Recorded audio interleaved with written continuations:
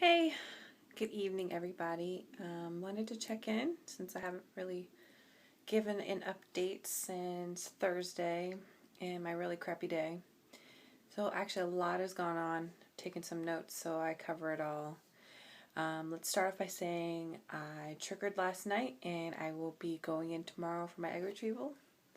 Really excited about that. So, kind of what has been going on. So, Thursday, like I had said, I had called off work, felt really crappy, whether it was the UTI symptoms, just really bloated, just not feeling well. So Friday was my second day of blood work and ultrasound. So Wednesday, when I had went in, my follicles were between 11 and 13. My E2 level was at 1425. Everything was going great. They kept me on my same protocol of 75 of Follistim in the morning and 150 at night. So Friday comes along, go of course normal schedule, did blood work, then went and did ultrasound, and everything was looking good. My follicles were actually in between 16 and 18. So they actually told me to start to coast, meaning I didn't need to take my Follistim that night. I did take the 75, but he wanted to still, of course, do my blood work. But at that point on Friday, he had said, though we thought it was going to be Tuesday for the retrieval, it was looking like probably was going to be Monday. So they wanted to see how my estrogen went on Saturday to make sure everything was still going to be good. He definitely said that I have a lot of really, really big follicles and probably going to be really, really sore after the retrieval. No problem. So Saturday morning, get up and go. Back on Friday, they called with my estrogen and it had jumped all the way to 36.48, so more than doubled. So of course, when you hear more than double, they always get concerned about that. And so they decided to, again, like I said, just bring me in Saturday to see how everything was going. So go in Saturday. I didn't take anything Friday night. I did take my Lupron on Saturday morning. They did ultrasound and my follicles were at about 17.5 to 21. So he definitely thought, yep, I'm ready to go. However, he was still concerned with my estrogen. So came back and said that as long as I didn't go above 6,000, that he felt very confident going ahead and having the retrieval scheduled for Monday. But then, of course, you have that long wait. And I went to Darius's football game. Go Sharks. They won again. But the whole time I'm on the internet looking up E2 levels and what's the meaning. And then I start Googling OHSS, which is the ovarian hyperstimulation syndrome. And they'd also told me to go ahead and start taking protein, doing whey protein shakes. So I went and bought that on Friday after work, actually. And when I had to, I felt a lot better. So if any of those who are having a whole bunch of bloating, the whey protein actually helped me. So I don't know if that might help you as well. And of course, they tell you to drink a whole bunch of water. So that's what I've been doing. And I'll definitely have my Gatorade ready for tomorrow. So all day I was worried. The doctor pretty much had said, if we don't call you by 2, then we're scheduled for Monday, and we already have all the times. And so, of course, I get a call at like 12:30, and it's the doctor just to tell me that estrogen went up to 5,500, so it still increased even with coasting, but he felt really confident that everything was going to be good, and I was to trigger last night at 10 p.m. So he did say to reduce the Novarel down to the 5,000 units, 1 milliliter. So that was the rest of the afternoon.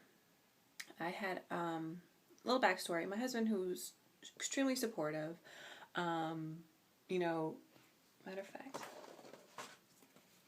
this is us. Hopefully you guys can see it. This is from our wedding day. Love this man, but very supportive.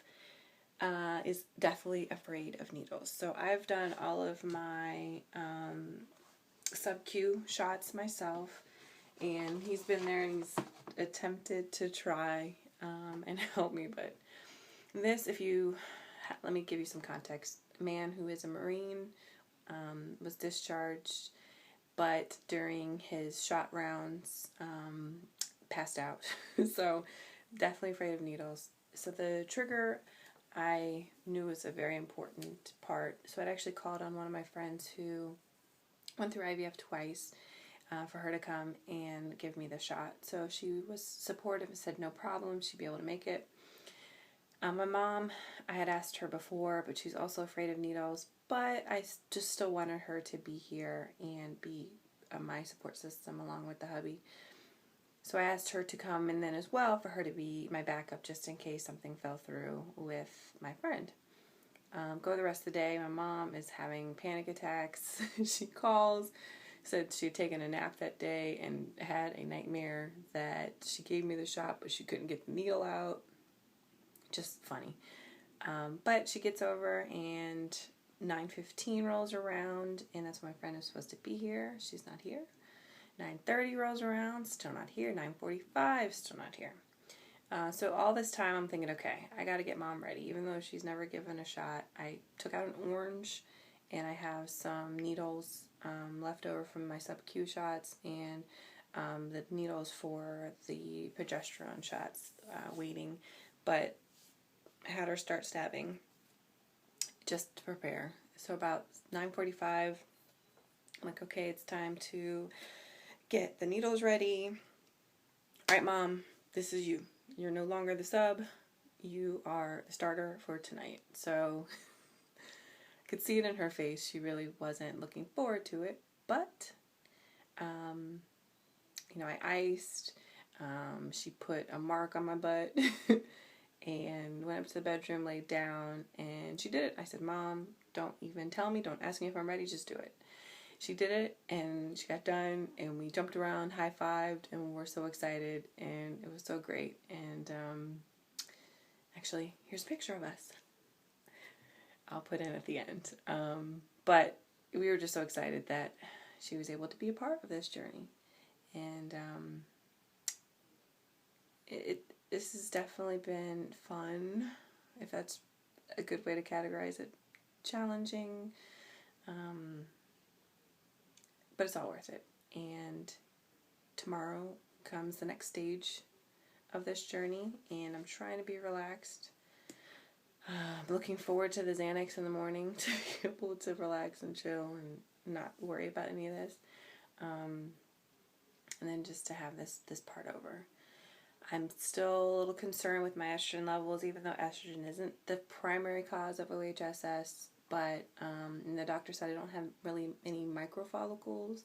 He said that's really the main concern is when you have kind of follicles of different sizes. So I don't really have much of that, but still concerned a little bit that I could be going through that. However, it's part of the journey, part of the experience. I willingly and ably accept it. I posted a picture on Facebook today that says your faith must be bigger than your fears, and it definitely is. And now, I've said this before, the science has brought us all the way to here, and now it's for God to take us the rest of the way. So that's where I'm putting my faith. My faith has been, and I know He's going to deliver.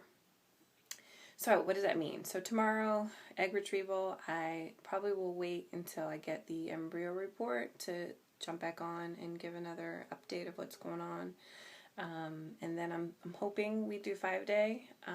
So if that's the case, then it'll be later on this week that we'll go back.